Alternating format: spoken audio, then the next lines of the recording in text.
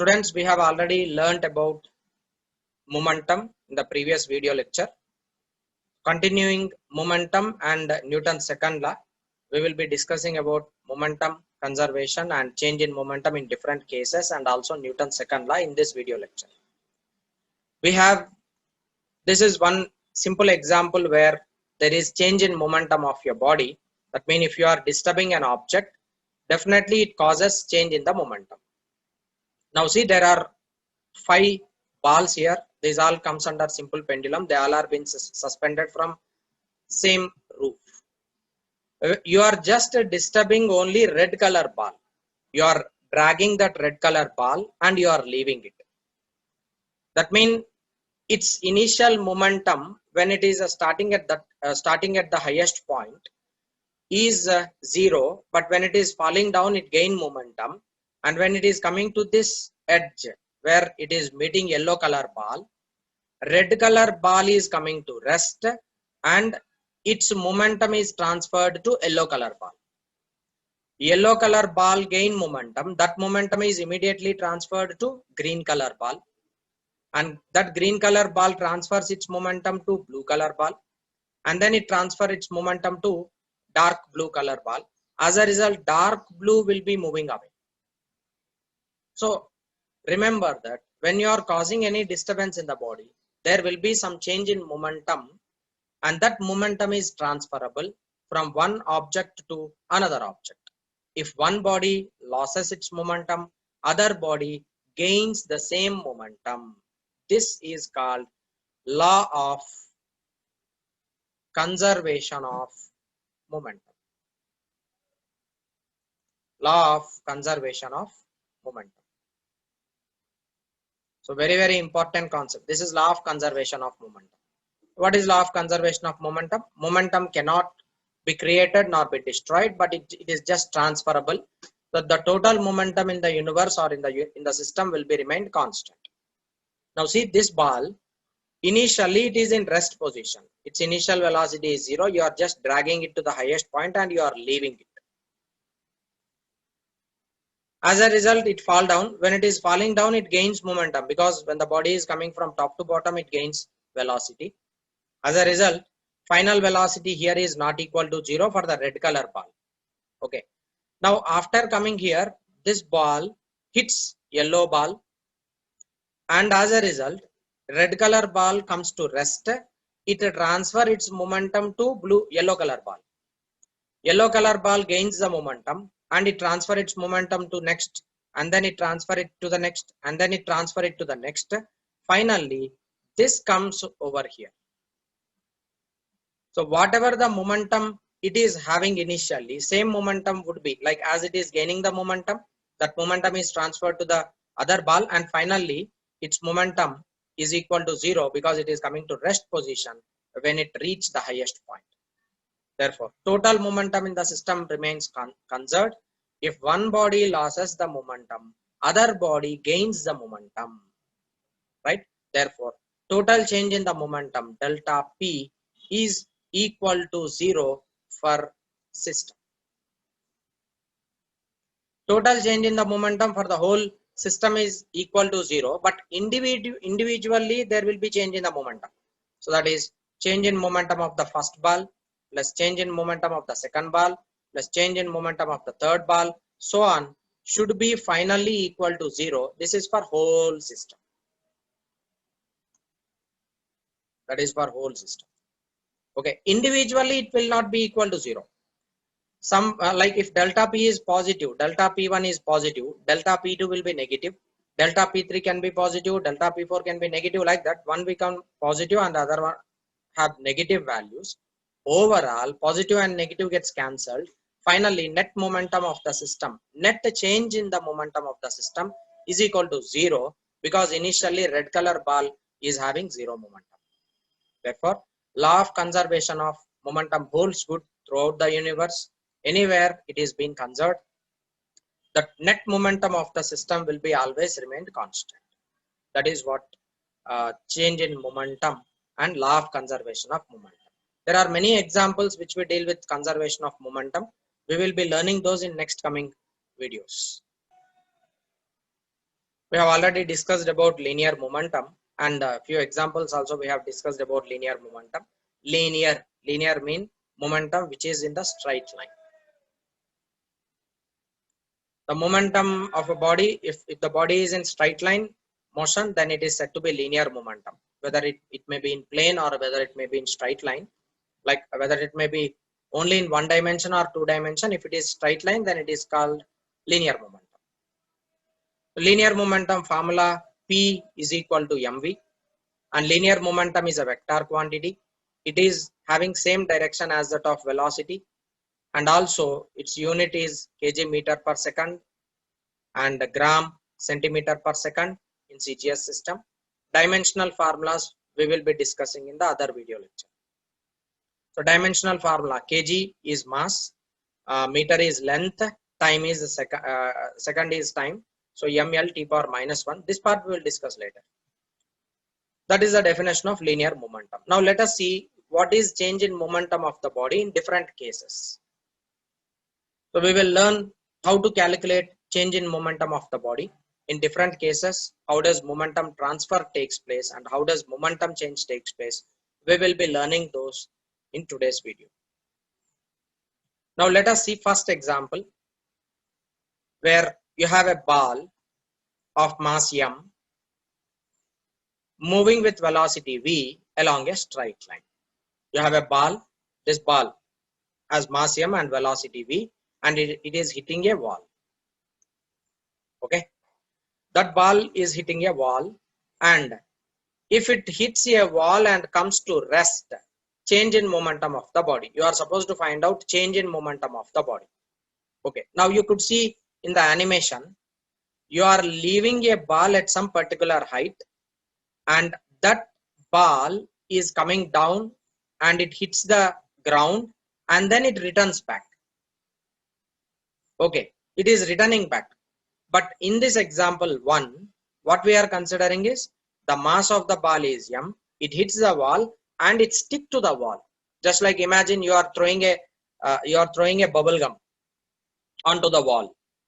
What would happen? That bubble gum will stick to the wall. So when you are taking any glue and if you hit it onto the wall, it stick to the wall. So in this example, in the animation, it is being given like ball is hitting the wall and it is returning back. That example we will discuss in the next part. But now in the first case, we are considering that a ball, initially its mass is m, moving with velocity v, hits the wall and comes to rest. When it come and hit here, final velocity, it is becoming 0. Therefore, final momentum will be equal to 0. Initial momentum is equal to mv. Now, I want to find out change in momentum of the body. So, change in momentum delta P is equal to final momentum minus initial momentum. Always use the same relation. Final momentum minus initial momentum gives you change in the momentum. What is final momentum? 0 minus. What is initial momentum? mv. Therefore, change in the momentum delta P is equal to mv. This is change in momentum of the body if it is coming to rest position. So that means what happens practically here is ball is moving with some velocity v and it is hitting the wall. When it hits the wall, the ball loses its momentum, like its velocity is completely becoming 0. That means it is losing its momentum. The last momentum is gained by the wall. Okay, so here in this example, ball loses its momentum, wall gains the momentum.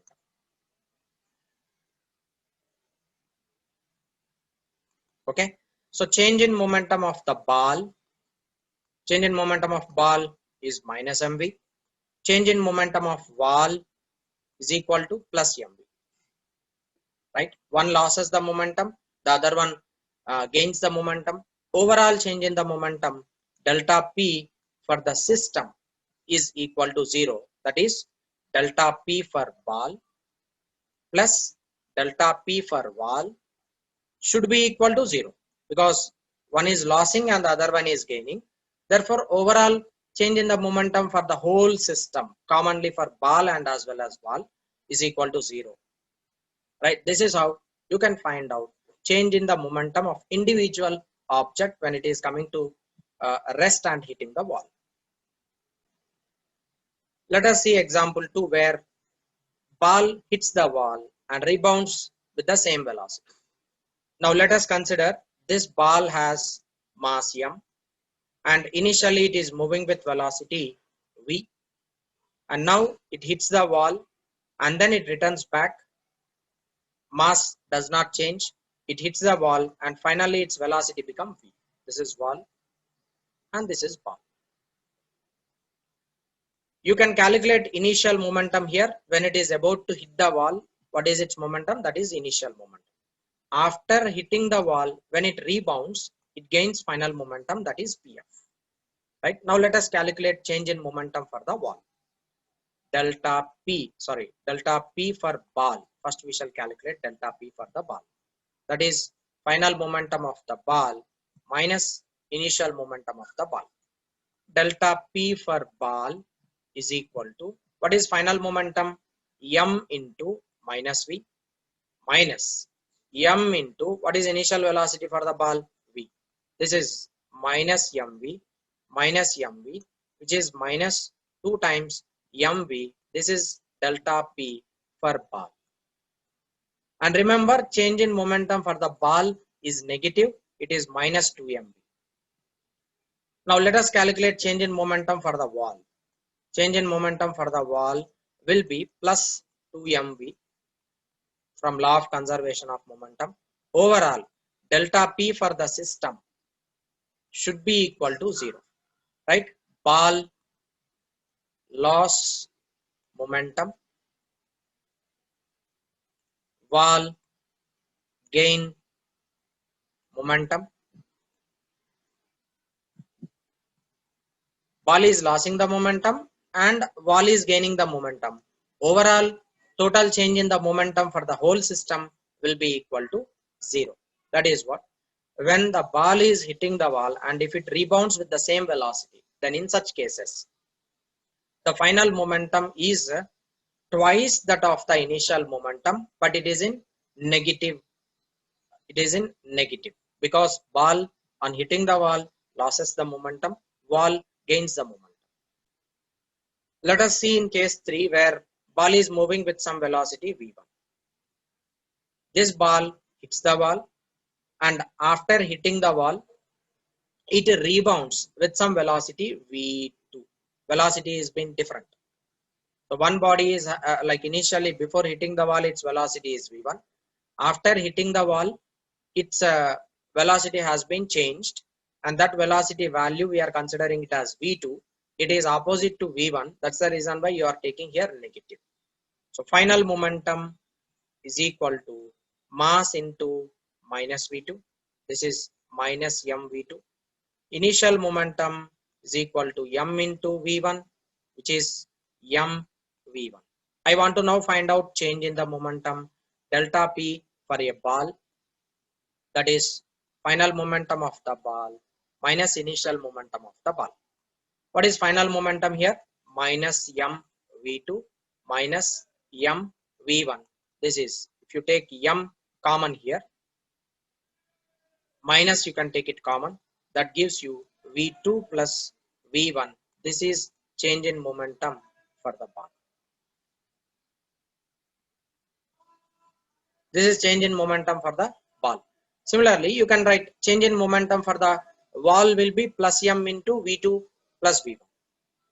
Overall delta p, change in the momentum will be equal to 0. Change in momentum will be however equal to 0. Delta p for ball plus delta p for wall should be equal to 0. Therefore, delta p for ball is equal to minus of delta p of the wall. So delta p of the wall will become minus of minus plus m into v2 plus v1. This is change in momentum for the ball. What is happening in this case? Ball is losing the momentum wall is gaining the momentum. But see here, there is some loss in kinetic energy for the ball. What is initial kinetic energy of the ball? Half m v1 square. What is final kinetic energy of the ball? Half m v2 square. Both are not same. Initial kinetic energy is not equal to final kinetic energy. Therefore, change in kinetic energy is not equal to 0 for ball. There is some loss in kinetic energy of ball. In this case, for ball, kinetic energy is not conserved. So in this case, you can simply tell that kinetic energy is not conserved. There is some loss in kinetic energy, and that lost kinetic energy will be in the form of heat energy that we will be discussing in collision theories. In the next chapter, work power energy, we will be learning about change in kinetic energies during the collisions that we will discuss in the next chapter. This is how ball hits the wall and rebounds with different velocity. In such cases also there will be change in the momentum. Ball loses the momentum, wall gains the momentum. Overall momentum will remain constant, but kinetic energy is lost. Now let us discuss about case 4, where you have a ball of mass m, and this ball of mass m moving with velocity v, making an angle theta with x-axis. It is making an angle with x-axis, like some angle it is making. It is hitting the wall. It hits the wall, and when it is hitting the wall, it is making an angle theta with x-axis. And after hitting the wall, it is traveling in the inclined. It is traveling in the plane such that it is making an angle theta again and having the same velocity. This is inclined, like ball is moving in the plane, and it is oblique collision. It is making an angle with respect to x-axis. Now whenever ball is traveling in the plane, this is collision in plane. You can just imagine like it is collision in 2 dimension. So whenever it is in 2 dimension, what you need to do, you should resolve the momentum into components, one along x-axis and the other one along y-axis. So initially, when the ball is hitting the wall, it will have velocity along x-axis and as well as velocity along y-axis. After hitting the wall, it will have some velocity along x-axis and have some velocity along y-axis. Right? Now I can write those, like if this is angle theta, then obviously this angle should be theta. Then this become v cos theta. This is v sin theta. I am just resolving the vector into components. Similarly, when it is coming here, it is hitting the wall with same velocity v. Therefore, this angle become theta.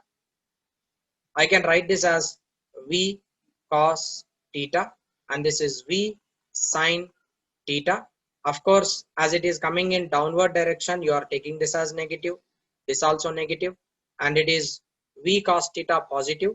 And after returning back, v cos theta, you should take it negative because traveling along negative x-axis.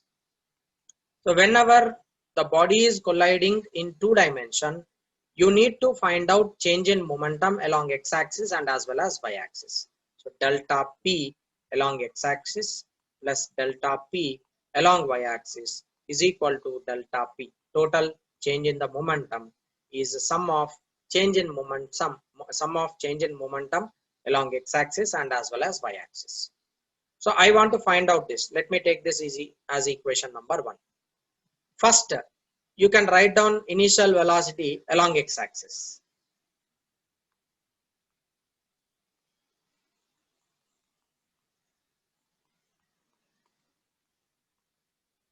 Along x-axis, initial velocity it is plus v cos theta. So p along x-axis is equal to m.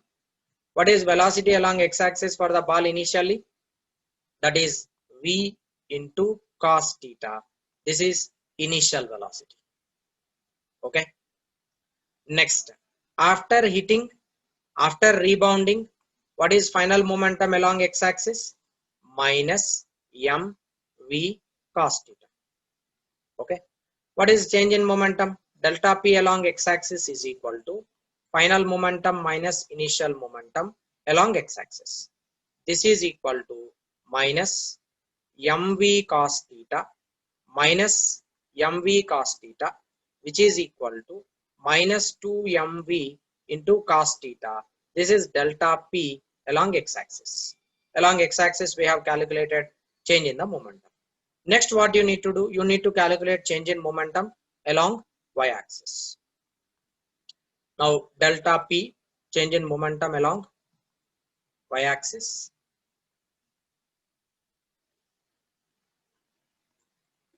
Along y-axis, if you calculate py initially, it is m v sin theta. Py finally is equal to minus mv sin theta. See here, initially it is v sin theta negative, finally it is v sin theta negative. Therefore, change in momentum delta p along y direction is equal to minus mv sin theta, final momentum, minus of minus will become plus mv sin theta, which is equal to 0. Therefore, change in momentum along y direction is equal to 0. Delta py is equal to 0. Now, overall, you can write down final change in the momentum delta p for ball is equal to delta p x plus delta p y. Delta p x is minus 2mv into cos theta. But what about momentum along y direction? It is 0. Therefore, total change in the momentum for the ball is minus 2mv cos theta.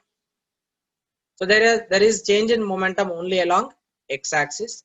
Along y direction, as there is no change in velocity, there is no change in the momentum. Therefore, here ball is losing some momentum, wall is gaining the momentum. Therefore, delta p for the wall is equal to plus 2mv into cos theta. This is for wall. Overall, change in the momentum will be delta p for ball plus delta p for wall, which is equal to 0. Law of conservation of momentum is valid. Clear? So this is how you can find out change in momentum of the body if it is in inclined plane. Like not inclined plane, if it is in 2 dimension even, you can just resolve the vectors into components along x and y axis separately, and you need to find out the change in momentum individually along x axis and along y axis. Write down the final sum in terms of x and y. That gives you change in momentum of the whole body. Let us see case 5, where a ball hits the wall making an angle theta 1 and rebounds with velocity making an angle theta 2. Here angle of collisions are being changed. When it is hitting the wall, it is making an angle theta 1, and when it is after hitting, it is making an angle theta 2. And initially it is traveling with velocity v1, finally it is traveling with velocity v2. The velocity before hitting and after hitting is not equal, they are different. Initial velocity I am considering it as v1, after hitting its velocity have changed to v2. In such cases, you can resolve the vector into components, and this become v1 cos theta 1 and v1 sin theta 1. That is before collision. After collision, it become v2 cos theta 2, and this is v2 sin theta 2. So just I have resolved the vector into components because final velocity is v2. I have resolved that velocity into components x and y. Initial velocity is also in the plane. I have resolved that into components. As this is also 2-dimensional collision, you need to find out change in momentum along x-axis initially, y-axis initially, and then you need to sum up them so that you will be getting total change in the momentum. Now let us calculate change in momentum along x-axis. What is initial momentum along x-axis? That is m v1 cos theta 1 along x-axis. This is the value m v1 cos theta 1, and after collision, what is its value? Minus m v2 cos theta 2. Okay.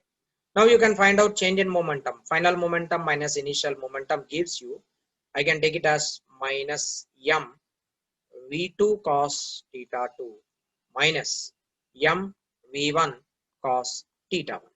I can take negative common, minus m into v2 cos theta 2 plus v1 cos theta 1. This is change in momentum along x-axis. Now come to y-axis.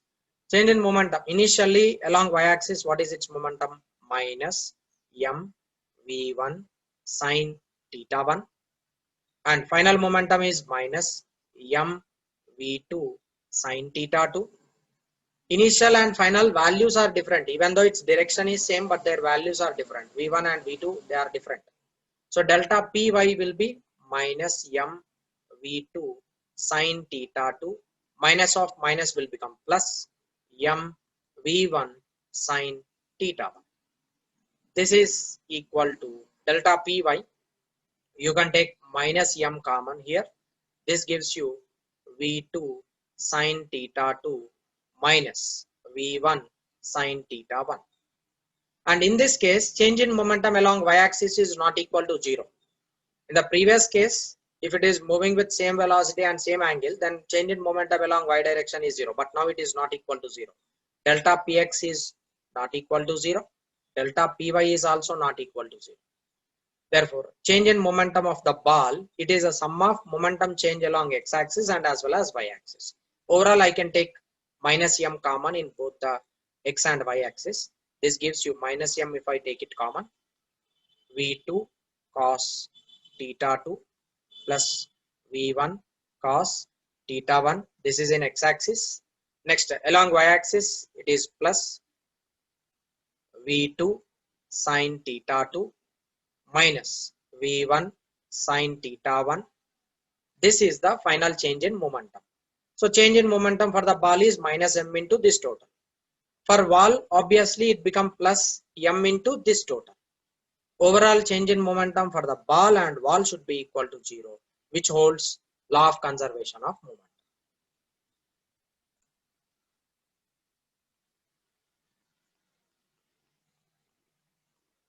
Change in momentum for a projectile. Change in momentum for a projectile. It's very simple. Already we have discussed this in the previous video lectures. In motion in plane chapter itself, in the last video we have discussed about change in momentum in case of a projectile. When we deal with projectile motion, as we know that initially it has some velocity. This is velocity. Finally, this is velocity. You can resolve these velocities into components. One component along x-axis, another component along y-axis. One component along y-axis, another component along x-axis. Now, as we know, it is making an angle theta with respect to x-axis. This become u cos theta. It is u sin theta. As it is coming to the same level, along x-axis there is no change in the momentum. There is no change in velocity. It remains as it is u cos theta. Coming here, it become minus u sin theta. So already we have learned delta p along x-axis is equal to m u cos theta, that is final, minus m u sin theta. Along x-axis there is no change in the momentum. Along y-axis, delta py is equal to final momentum, it is minus m u sin theta minus initial momentum, it is m u sin theta. Therefore, delta py is equal to minus 2 times mu sin theta. So change in momentum, total change in momentum will be equal to delta px plus delta py. So delta p is equal to minus of 2 mu sine theta. This is in which direction? Along y-axis. So you can represent it with y, or you can just take it as j cap. J cap represent that it is along y-axis. Okay. In the previous cases also along x and y-axis, as I already named them, I did not take I component and I and j components there. So in the previous cases also, you can include along x-axis, you can include I cap, along y-axis, you can include j cap. That differentiates x and y velocities.